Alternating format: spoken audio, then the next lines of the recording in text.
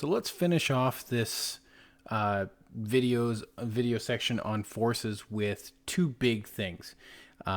Jumping, which is in a lot of games, and projectile motion. Now I say both these because really they are the exact same thing. It's just we're applying them in two different ways. But some character running around and then jumping in the air, that's a projectile. You throwing a baseball, that's a projectile. Shooting a gun, that's a projectile.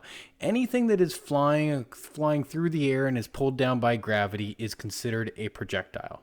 What goes up must come down, right? So what we're going to do here is we're going to demonstrate how that actually works in our games. Now, the good news is that it basically works the exact same way we did with acceleration. We just also have to apply it to vertical motion as well. Okay, so let's get into this. I've basically duplicated the same demo we had before with the horizontal acceleration and friction, but I've applied the jumping mechanic into it. So let's take a look at what it looks like first of all. So we have our little spaceship dude, and we're gonna just we can move him around just like before. Now if I jump, space key, he goes up and he falls down. You can see that he jumps up really quickly. He slows down until gravity overcomes the force, and then it pulls him back down and it accelerates towards the ground. Right? Now, he's not jumping very high right now, but that's okay. Now you're like, well, what if we want to get him to jump sideways? Well, jumping only affects vertical movement, up and down. Just think of it like you crouching on the ground and then you explode out of that crouching stance. That is your vertical jump speed. And then gravity overcomes your vertical jump speed and eventually pulls you back down. That's why the harder you push, the bigger your vertical leap is. Basketball players have a tremendous vertical leap. High jumpers have a tremendous vertical leap. Not everybody does, though. It depends on how much power you can push out of that, and you can overcome gravity for a longer period of time. And that's what's happening here. Now, what if you wanted to move horizontally like a long jumper? Well, then you would actually have to, those two components work together. So that's why in long jump, if you're a track and field athlete, you know that your long jump is dependent on two things. It's depending on how fast you're moving and how high you can jump at the same time. So that means as I accelerate and I tap that jump key, I'm going to go farther than if I'm just putting along. Right? Now this system is also designed so when you jump, you can't move while you're in the air because that's not accurate in physical sense. Now some games allow you to do that, and I'll show you what the difference is between the two. But you can see if I'm jumping through the air, I can't hit left and control that. Yeah, it won't let me take over until I'm actually on the ground again.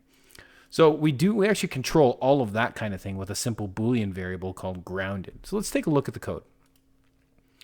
So in terms of differences from before, we still have the exact same image data. We still have the exact same screen dimensions. Still have the exact same keyboard input. We still have our max speed. We still are tracking our speed in both vertical and horizontal. I've combined the three constants, acceleration, friction, and tolerance, just for space-saving reasons, but they're the exact same variables as before. But what's new? Now we have gravity. Now I set gravity. We all know that gravity is 9.8 meters per second squared because it's how fast we're accelerating towards the ground every second. But since our game runs at 60 frames per second, I took that 9.8 and I divided it by 60. So that way we know how much how much gravity is applied per update. If you wanted to reduce gravity, we all know that the gravity on the moon is 1/6 that of Earth. So if I wanted that, I could take this 60 and divide it by 6, so that'd be 10. And now all of a sudden we're on moon's gravity. So just to see the difference here, all I did was change that 60 to a 10. And now when I jump, I actually went the wrong way. Yeah, because now my division is smaller, so I'd actually have to go the other direction. So instead of dividing by 10, I would actually want to multiply by 10 because the division is in the inverse. So, or sorry, not by 10 by 6. So that would be what, 360? There we go. Now if we try that, we get a lot more, it looks a lot more like moon type movement. Whee! Go Neil Armstrong, right? because gravity's just simply not pulling them down anymore as much. Let's put it back to our normal Earth gravity. So you can play with this as much as you want. Normally in video games, I would actually not have this as a constant. I would have this as just a regular float variable. And the reason being is because a lot of times in my games, I will have gravity applied to different things in different ways for different effects, depending on what type of game I'm making. So there's our gravity. Now you'll notice here that I've taken this new variable here called forces. And basically what I'm doing is, instead of applying friction independently, I'm actually combining all my forces at once, and I'm going to apply them to our movement all at one time. So in this case, we know that friction always happens on a horizontal basis in our games. Why? Because we're only counting ground friction. Gravity always happens vertically. So I've taken my forces and I've applied them to both friction and gravity. Now, let's say, for example, I also had a wind resistance as well. I could have another force for that. But right now, we're just going to take these forces and we're going to put them into a single vector. So this is my force in the x direction is friction, and my force in the y direction is gravity. Okay. So we have our two forces. What else do we got here? Well, now we have these two variables here. This one is called jump speed. This is that explosive force that explosive power I was talking about when you crouch your legs and you jump as hard as you can. Now, the bigger the number we have here, I guess the smaller because we're talking about negative here, the larger the number we have here, the harder you're jumping. Basically, instead of just kind of accelerating like we do in running, we are counting our jump as like an exploding force, like where it's instantaneously at that speed. Now, in reality, it's not like that. In reality, it actually accelerates really, really quickly up to those speeds. So like when you fire a gun, a bullet doesn't automatically start at, 300 feet per second or whatever it is. It accelerates up to that. It just does it so fast, it feels instantaneous. And that's the way it works. So in order to emulate that, we're just going to make it be instantaneous. So it's like we're shooting the player straight up, like a cannonball. Okay. So in this case, I'm going to give that initial jump speed a value of negative 3.5. That's 3.5 pixels per update in the vertical direction. Why is it negative? Because remember, y gets smaller as we go up. So we have to make it negative. And then this grounded variable is going to be used all over the place. And the reason being is we want to ensure certain actions are allowed or not allowed based on whether you're on the ground. So for example, you can only jump if you're on the ground. Friction is only going to be applied if you're on the ground. You can only move left and right if you're on the ground. You can't change directions while you're in the air. You can't jump again while you're already in the air. Unless you have a game mechanic allowing for things like double jumps and stuff like that. That's a completely reasonable thing. In which case you would have to modify this from a Boolean to something else. Okay, so we have our jump speed, our explosive power, and we have that tracking to see whether we're on the ground. Other than that, the code is going to be very similar. So let's go down and take a look. Loading everything the same, great. Now load content, this is where, in the update, this is where things start to change. So before, this is exactly the same. We're saying if we get the right key, add acceleration to the player's speed. But notice the difference here. We're saying if we get the right key and we're currently on the ground, which means if you get the right key and you're in the air, it's not going to go into this if statement.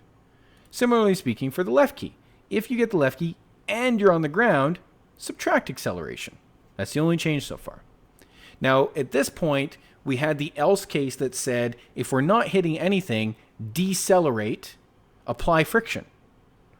But because we could be jumping now, we have to add an extra layer here. So now our else case also has this, if you're grounded, apply friction. We don't want to apply friction while you're in the middle of the air.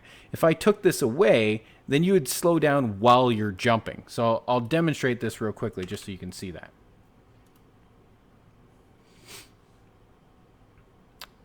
So now if I run and I jump, you can see that he slows down in the middle of the air and it looks kind of awkward. So it's like a really strong wind resistance.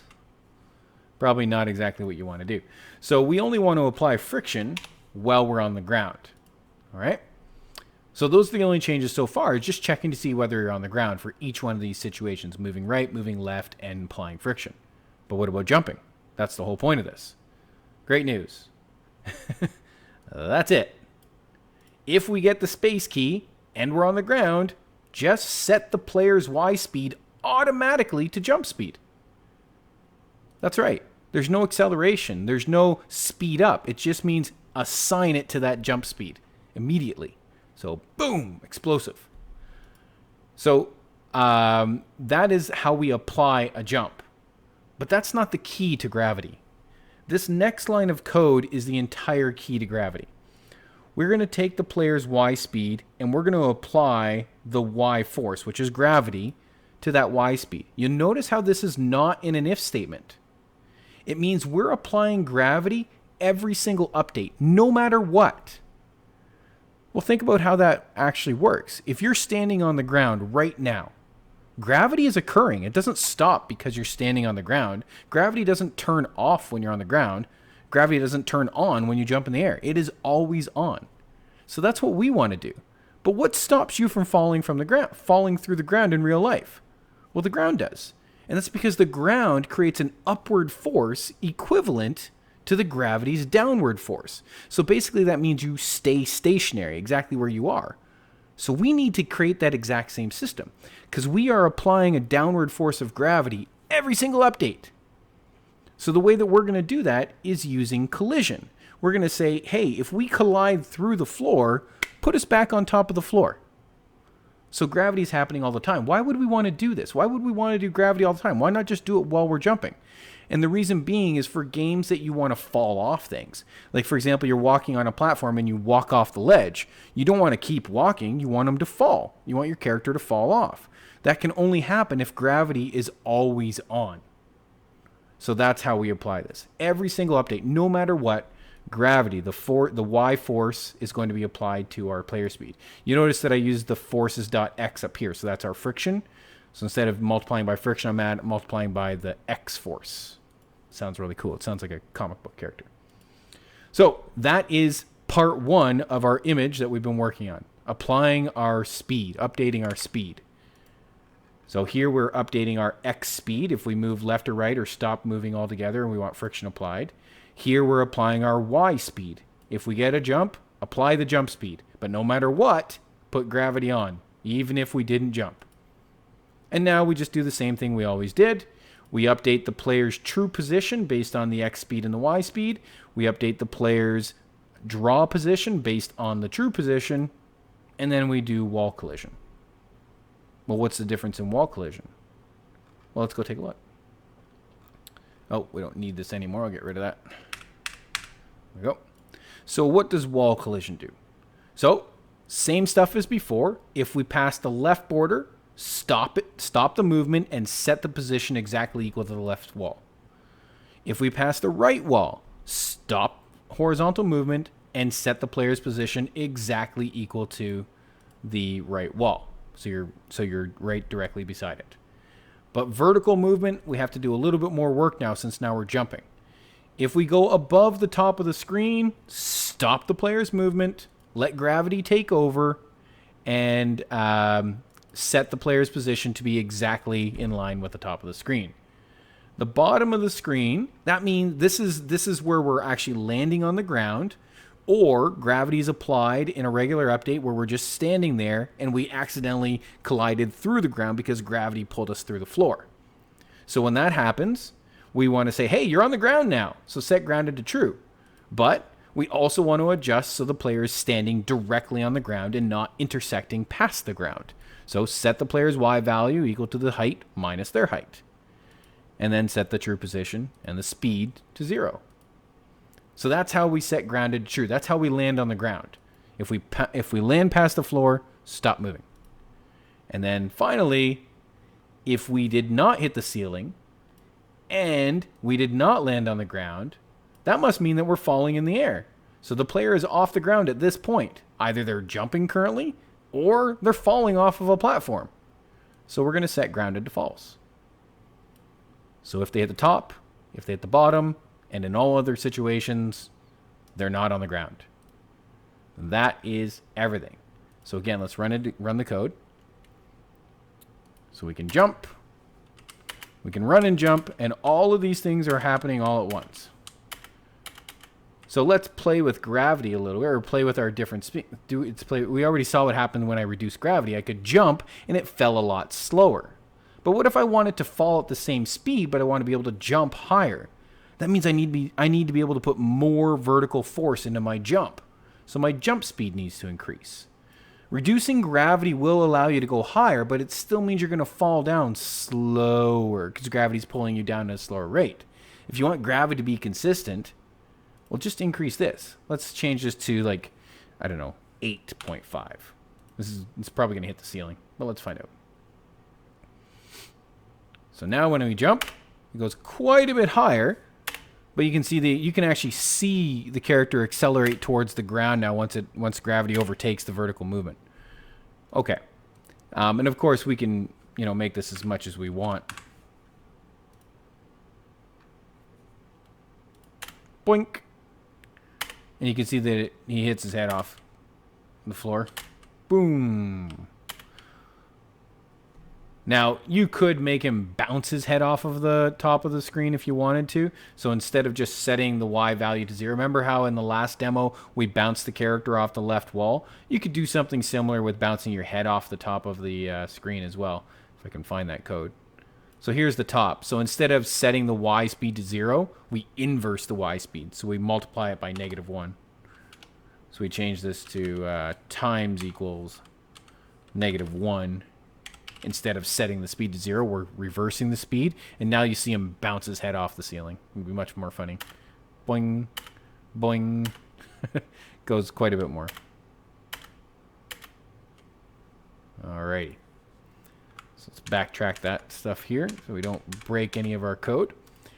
So that has all of our speed. Now you might be like, but what if that's great, Mr. Lane. That's a great jump. But I want to shoot something. I want a projectile. I want to fling something through air like a slingshot or a cannon. Well, what's the difference here? The vertical still stays the same. Because if we look at how the vertical movement works, it's just simply when we get the space key, immediately set the jump speed, set the Y speed to some ridiculous explosive power. The only difference between a player jumping and an explosive projectile is that the player's horizontal movement is based on them running and accelerating. Well, let's just not do that.